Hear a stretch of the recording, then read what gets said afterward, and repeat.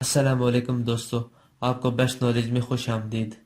اگر ہم نبی پاک صلی اللہ علیہ وآلہ وسلم کی حدیث پر غور کریں تو ہمیں یوں معلوم ہوتا ہے کہ جو ہمارے نبی صلی اللہ علیہ وآلہ وسلم نے قیامت کی نشانیوں کے متعلق فرمایا وہی کچھ آج ہو رہا ہے، لفظ بلفظ۔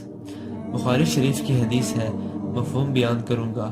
ابو الیمان نے بیان کیا کہ ہمیں شعیب نے خبر دی، ان سے زہری نے بیان کیا، کہا کہ مجھے سید بن مسیب نے خبر دی، ان سے ابو ہریرہ رضی اللہ تعالیٰ عنہ نے کہا کہ میں نے رسول اللہ صلی اللہ علیہ وآلہ وسلم سے سنا کہ آپ صلی اللہ علیہ وآلہ وسلم نے فرمایا کہ تم لوگ مدینہ چھوڑ جاؤ گے، پھر وہ ایسا اجڑ جائے گا کہ پھر وہاں وحشی درندے اور جانور اور پرندے بسنے لگیں گے۔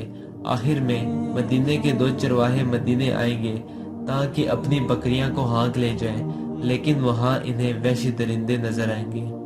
حال ہی میں خبر آئی ہے کہ سعودیہ میں اڑتے ہوئے لال بیگ اور بہت سارے کیڑے آ گئے ہیں، اور یہ خبر سن کر سب حیران ہو گئے کہ آج تک ایسا نہیں ہوا تو اب یہ کس طرح ہو گیا۔ سعودی حکومت بھی حیران ہو گئی کہ اتنے زیادہ حشرات کہاں سے آئے۔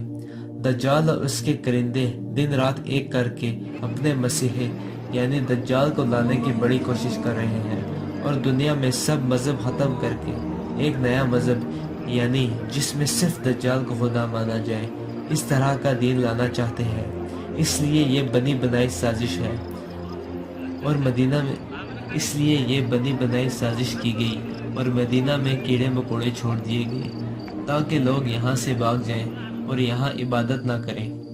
وہ طرح طرح کی کوشش کر رہے ہیں کہ کسی طرح یہ دنیا کے تمام مذہب ختم ہو جائیں۔ ایک اور حدیث شریف میں آتا ہے، مفہوم بیان کروں گا، کہ نبی پاک صلی اللہ علیہ وآلہ وسلم نے فرمایا کہ نجد سے شیطان کا سر نکلے گا۔ نجد سعودیہ کا ایک شہر ہے۔ اگر اس حدیث کو ہم آج کے دور میں رکھیں تو صاف صاف ظاہر ہو جاتا ہے کہ نجد میں آج کل عورتوں کے کنسرٹس ہو رہے ہیں اور وہاں ناچ گانے چل رہے ہیں، جبکہ سعودی حکومت آہستہ آہستہ یہودیوں کے کنٹرول میں جا رہی ہے۔ اللہ ہمیں اپنے ایمان میں رکھے اور قرآن و سنت کے مطابق زندگی گزارنے کی توفیق عطا فرمائے، آمین ثم آمین۔ اسی کے ساتھ آج اس ٹاپک کا اختتام ہوا۔